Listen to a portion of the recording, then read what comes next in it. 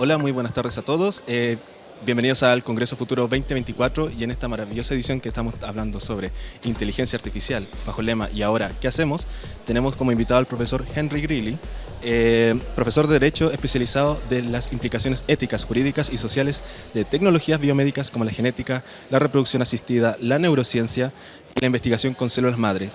Él es fundador y expresidente de la Sociedad Internacional de Neuroética. Ha formado parte de numerosos comités y grupos de trabajo, entre ellos el grupo de trabajo multiconsejo en la iniciativa BRAIN del NIH. También ha sido elegido miembro de la Asociación Americana para el Avance de la Ciencia y ha sido autor de los libros El fin del sexo y el futuro de la reproducción humana del 2016 y Crisp People, The Science and Ethics and Editing Humans, en el año 2021. Professor Greely, thank you so much for your participation in Congreso Futuro. How are you? Sorry? I can barely hear you. Oh, You're very quiet. sorry. Thank you, Professor Greely, for being here with us in Congreso Futuro 2024. How are you? Very bad. Muy bien, gracias. We're glad to hear it. Can you? Yeah. Thank you. Thank you so much for your participation during this event. And the first question that I would like to ask you is exactly what is bioethics? We are talking a lot about it right now because of these new technologies like gene editing, but most of the people have the notion but doesn't have the exact knowledge, the concept clearly. So can you tell us what is bioethics? Sí. Pero antes repuesto, lo siento que no puedo conversar contigo en español y con ustedes. Estoy aprendiendo español, pero aprendo lento y mal. Salió maravilloso. So bioethics is a relatively new term in a new field. It's about 50 years old. It tracks very nicely with the huge advances in biomedical science. The questions, what's life, what's death, those are questions that have been around forever. Mm-hmm. But our new technical abilities make those questions harder in some cases. Used to be when somebody was dead, you knew they were dead. They didn't breathe, they didn't move. Now when they're in a hospital bed with a ventilator in their lungs, are they alive? Are they dead? What are they? So it's our new technologies for improving health through medicine that have raised lots and lots of difficult issues. They're ethical issues, they're legal issues, they're social and cultural issues. And I think it's important that all over the world, we think about them. We ask questions about them. We may not all come to the same answers. Mm-hmm. In fact, I don't think all cultures will or should come to the same answers on all these questions. But I think we all have to ask the questions and struggle with trying to answer them. Impressive. And looking at the Occidental society, the more like Chile, for example, what do you think are the more challenging themes of discussion that currently we have in our society?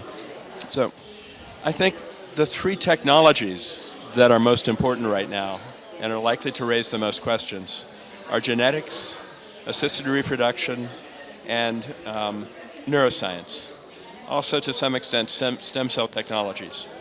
These are the technologies that are pushing the questions, along with regular medical advances, that are going to be difficult. The ethical questions that they push, even in the different fields, the setting will be different, but the problems will often be very similar. So the biggest ethical question always with interventions with humans is safety and efficacy.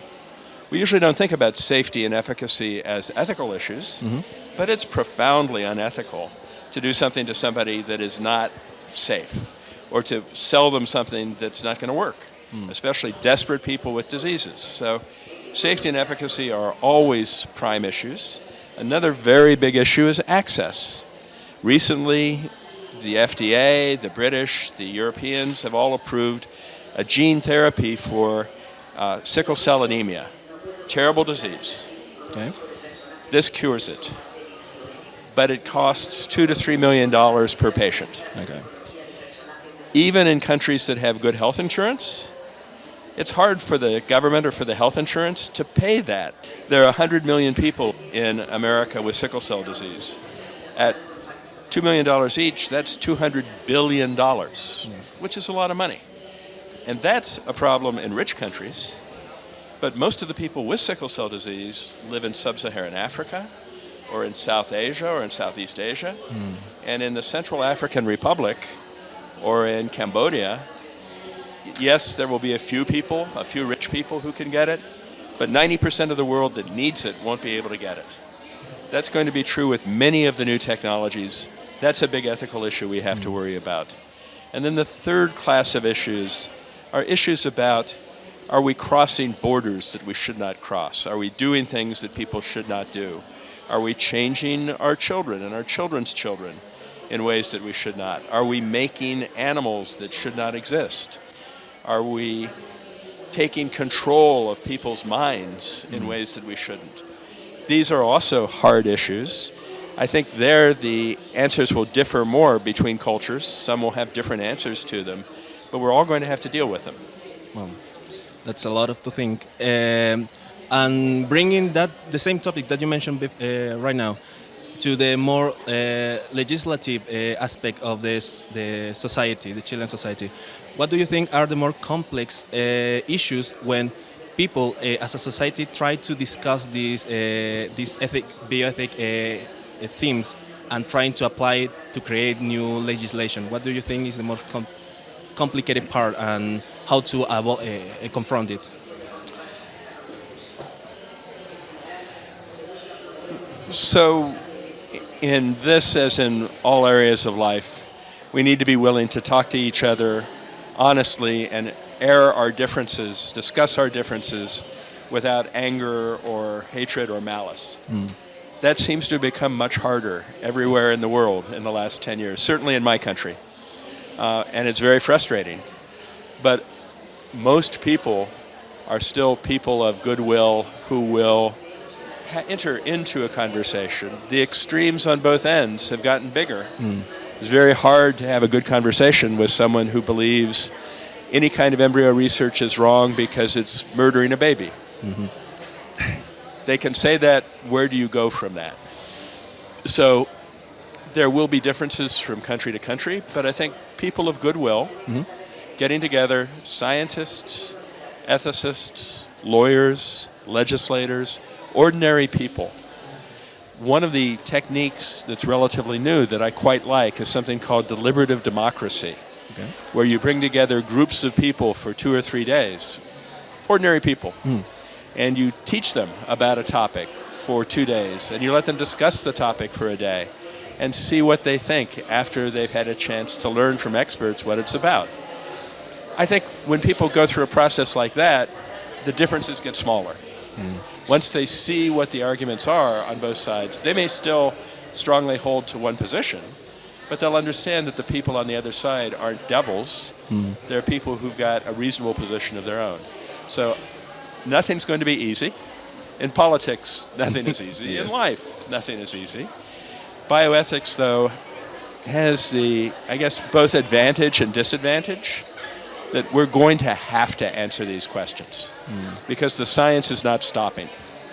And so as the science progresses, legislators, presidential administrations, provinces, states, individuals, physicians, and so on, will all have to make our decisions about what we want to do.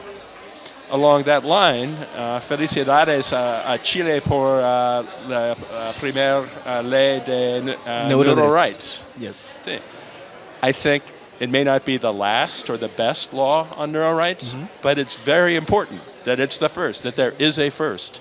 Because unless you get a first, there will never be a second. Exactly. And things will get better as they go along. So I think Chile has done a wonderful thing in putting this on legislative agendas, but there are going to be new issues. I mean, my favorite topic on this is actually something called in vitro gametogenesis. Long word, but what it means is taking skin cells, cells from, say, your hand, turning them into what are called induced pluripotent cells, and then turning those into sperm. Wow. Or if you're a woman, turning them into eggs. So you could make a baby without sperm or eggs, just from skin cells. This has been done with mice. It has not yet been done with people. Why would anyone want to do this? There are millions of couples around the world that desperately want to have children, but he doesn't make sperm, or she doesn't have eggs, or she has eggs, but they're too old, and they suffer. They desperately want to have children. This is an answer for them. Another possibility that the Japanese group that leads the world in this has done is make sperm from a male mouse and make eggs from a male mouse. And so they made mouse pups that had two fathers and no mother. There are gay and lesbian couples who would very much love that. There are parts of the world, say Saudi Arabia, which would not approve of that at all. And there are many other places somewhere in between. So issues like that, the science is going to make it possible. We all in our different locations, sometimes at the governmental level, sometimes at the individual level as a potential parent or as a physician. We have to make our decisions about what we think we want to do and what we think our country should do. Wow, that's thinking about what you said right now. How open the discussion about what is a human is really hard, and those are elements that should be decided by our politicians, the people who elect. So, well, Churchill famously said that democracy is the worst form of government, except all the others that have been tried from time to time.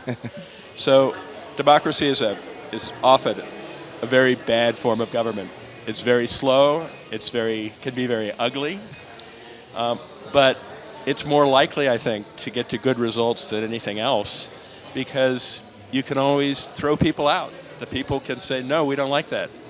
And so I think, yes, it's easy to say politicians are not going to be any good at this, but in fact, politicians are the people our governments, our cultures have created to try to answer these questions, and they are in the long run answerable to us. If they do things we don't like, we vote them out. We create a new constitution. Yes. Although that seems to be more difficult in Chile than in some places. Yes, usually it has been rough years. So yeah, but so yes, ultimately, so all these things work on two levels. On one level, it's the social level. It's the government. It's the medical society. It's the insurance company or the government health insurance that decides what to cover or what not to cover. But on another level, it's individuals. You have to decide, do you want to have a baby using IVG with a 60-year-old woman, with your wife who's 60 years old? I have to decide whether I want to have wires implanted in my brain that will cause me to lose weight. My wife would want me to do that. I'm not sure that I do. These are decisions, at one level, they're governmental, but they're also eventually personal. And so I think it's not just the experts, we all need to be willing to grapple with them, to deal with them. We can't all become experts, but we can learn enough to have an informed opinion. You don't need a PhD, you just need to be willing to learn enough. What a wonderful message, Professor. Ahora vamos a una breve pausa comercial y ya retornamos.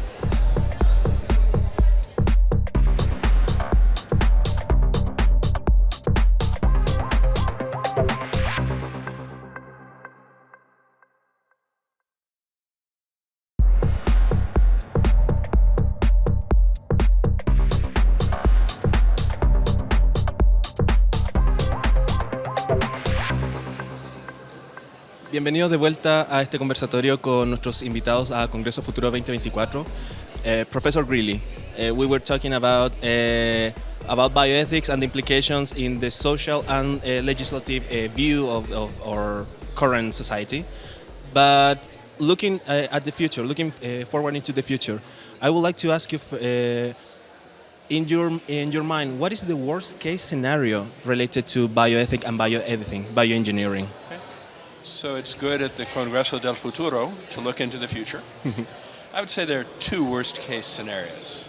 So the first is a completely uncontrolled free market, where companies are selling anything they want, they're saying anything they want about it, they are using the worst kind of advertising, Companies are also forcing their employees to wear EEG hats, to do all sorts of things. So uncontrolled capitalism, I think, is one of the worst case scenarios. Okay. The other one is uncontrolled autocracy or statism, where it's the government that decides, everyone is going to have their babies genetically checked before they're born, and only the good babies will be allowed to be born. So I can imagine, say, a dictator in, let's say North Korea, deciding that there's a gene for love for the dear leader. And only babies can be born who have the gene for love for the dear leader. Wow. There won't be such a gene, but he may believe it. They also may decide everyone should wear a EEG hat so the state knows whether students are paying attention or daydreaming. So the state knows whether people are reacting positively to a speech from the president or whether they're reacting negatively. Okay. So that's the classic 1984 dystopia. I do think there is a free market dystopia as well. Wow. And some of the things that you mentioned already exist in some degree right now in... To some degree, yes. Especially in China, but not just in China. And trying to be more optimistic and living this view. What do you think is the best case scenario for humanity in the next century related to bioengineering? So, first, we have to fix climate change. Okay. Yes. If we don't fix climate change, there's no best case scenario for humanity or the planet. Yes. Will we do that? Spero que sí. But with bioethics, I think the answer will be not that we will have a perfect utopia. Humans aren't very good at perfection. It's not what we do. But we're very good at, in English we'd call it muddling through. Just sort of not actually knowing completely what you're doing, not being completely organized, but getting through it. So for 40 years, people have worried about genetic discrimination in insurance and employment. It was 30 years before our federal government passed a law against it. But during those first 30 years, things didn't go bad. The states had laws. The companies, insurance companies and employers were very nervous about doing something that would cause such a backlash against them. So my hope is we will continue to do what we traditionally do and muddle through. I think that means regulation, but it has to be regulation. Everything is difficult. Nothing's perfect. It has to be regulation that's strong enough to prevent abuses, but weak enough to allow experimentation and innovation. Yes. I think we need to focus on the rights of individuals. That's one of the reasons I so like the Chilean law on neuro rights. But there should be something about that for parental rights, gestational rights, and genetic parents' rights with respect to genes. There are going to be some laws that will need to be passed. So, for example, with IVG, let's say you are a very famous person. Actually, we had your president here earlier. Yes. So your president may have had a coffee cup, may have drunk from the coffee cup. Coffee cup goes down. Someone takes his cells from the coffee cup, makes iPSCs, makes sperm, makes the president babies that the president knows nothing about. Exactly. Got to be a law against that. Example. So there will be some things that will be fairly easy. There will be many things that will be very difficult. How much control parents should have over the traits of their children will be something that I think different cultures will have very different views on. And those will be hard discussions, but I think we will get through them. I don't believe in dystopias. Well, every once in a while we have a dystopia. Yes. The Nazis, dystopia. Yes. Cambodia, dystopia. But it's rare. Usually we don't do perfect, but we don't do terrible. That's inspiring and really reassuring for my part to hear that. So I'm an optimist. Yeah. I think that's optimism. Okay. Vivo en espero. Looking back for your response to your answer right now, you talk about climate change and the importance to alleviate and mitigate the effects. Some of the guest speakers this year will talk about geoengineering and how to utilize microorganisms to resolve some primal problems that cause climate change. Looking from a bioethic perspective, is it right for humans to edit organisms to solve a problem created by humans? So it depends on who you ask. Okay. To me, it's right. Okay. We've made this problem. We don't seem to be very good at coming up with other ways to fix it. We have changed. Excuse me. Don't worry. We have changed the genes of every living organism on Earth. Okay. Yes. Everything we eat is genetically engineered by our brilliant ancestors, farmers and herdsmen. You know, cows 20,000 years ago were very different. Wheat and corn and maize didn't exist. We've done all that. We keep doing that. Do you have ever had a pet dog? Mm-hmm. What kind? Big, little? Big one. So, little dogs, Okay. you know, they used to be wolves. We turned wolves into Shih Tzus or Chihuahuas. Yes. We do that. I think we will continue to do that, but if we can do that for good purposes, I think that's a good thing. There will be people who disagree. Okay. I think that's going to become less common, though. I think climate change really is headed toward a big crisis. And even Europeans will decide it's better to eat GM food than to try to move the wheat belt 300 kilometers to the north. Yeah. Chile would have to grow its good grapes for wines in Punta Arenas. That would be a difficult transition. Yes, exactly. We in Chile are working really strongly in creating mitigation policies for climate change. So I love what I do. I love bioethics. I'm a little sad that I don't do climate change, although there are some bio issues in climate change. I do think it's the most important thing for my children and my great-grandchildren. We made this mess. We need to start cleaning it up, and we need to look at every possible solution. Some of them we may decide not to use, but we need to at least research all of them. Right. You talk about right now about your children and grandchildren. I should say, I have 2 children, no grandchildren yet. Sorry. My son got married last September, so my wife and I have hopes. Well, I'm a believer that my children will live at least 200 years. I'm the believer that with currently editing and medicine. Well, the good news is you'll never live long enough to be proven to know whether you're right or not. I don't think so, Okay. but it could happen. Maybe. It's just we're such intricate organisms. So many things can go wrong. 1,000 things could kill you. Fixing 1 or 2, I think we might live to be 100 or 110, hopefully in good health. 200, but I will say, That's usually I only go 30 years out, 50 years out, 100 years out. Who knows? We may all be robots. Yeah. Your children will be turned into robots and they'll live forever. If they don't have the implants in the brain Right. Right before. ¿Quién sabe? That's what I was heading about the rights of over their our own bodies to editing and to modify our organism. What do you think about it? That's going to be a big issue. It already is in some places.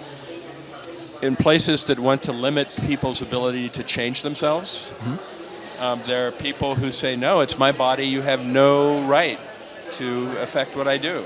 If I want to put horns on my head, grow horns on my head, that's my right. If I want to grow a tail, that's my right. Again, I think different cultures will have different answers to that. Some will say yes, some will say no. People in a culture that says no might move to places where they say yes. So I think there will be, in a way, migration is almost a pressure relief, you know. If people get too unhappy under one regime, sometimes they'll move to another, easier one. My own view is, but it's only one view. I think my friend Carter Sneed, who's talking today, has a different one. My own view is if adult people who are informed and intelligent want to do something stupid to themselves and it doesn't hurt anyone else, I don't care. But not everyone feels that way. Now, if my son or daughter wanted to do something stupid to themselves, I would care. I couldn't stop them, but I might try. Wow. Thinking about that, the prime idea of looking about in the future about the humanity and how to interact. You talked recently about migration and how to displacement of populations right now. Is there some bioethics theme behind that? Because Chile right now is confronting and discussing. So don't worry. We in Chile right now we're discussing and confronting the theme of migration into the country. So migration right now is certainly a big issue, both for economic reasons and ultimately for climate change reasons. There has been discussion about what's called reproductive tourism or medical tourism, where if in most countries in Europe, for example, surrogate parenthood is banned. But in Greece or in Ukraine, and in California, it's legal. So people in Germany who want to have a surrogate might go to California. So there's already this reproductive or medical tourism. Some kinds of stem cell treatments, which are not proven safe and effective, are illegal in the United States, but there are clinics in Belize or in Mexico where it's legal, and they'll do it. So I think there will be national differences that will lead some people, but there are 8 billion people in the world. Only a small handful of them will cross national lines in order to get bioscience changes. But some will, if they're allowed to. If they're allowed Pretty to. hard at customs, you know. You come back to the country and they ask, so have you gotten any genetic enhancements while you were overseas? Thank you so much for your participation, but I would like to thank you so much for your participation, but I would love to leave this interview with one last question, which is, what is your possible future? My possible future? Yes. Well, I'm 71 years old. My certain future is death, but not soon, I hope. I love my job. I love my work. This is such an amazing time to be alive, in good ways and in bad ways. For people who like biology, it's just an incredible time to be alive. I would like to work and to be able to continue to play tennis and to work for another 15 years. I'd like to see some grandchildren. But mainly, I'm so curious about what's going to happen. You know, I don't really want to live forever, but I'd love to see a videotape that shows me what the world is like 100 years from now, or 1,000 years from now. Unlike you, I don't expect to be here in 100 years, but I would really like to know what happens. It's curiosity, always curiosity. Yes. Human is curious. Yeah. Well, Professor, thank you so much for your participation in this interview. It was my pleasure. A pleasure. As you may have noticed, I like to talk. Muchas gracias a los televidentes por haber visto esta entrevista y los dejo invitados para que sigan viendo la parrilla programática de Congreso Futuro 2024. Que estén bien.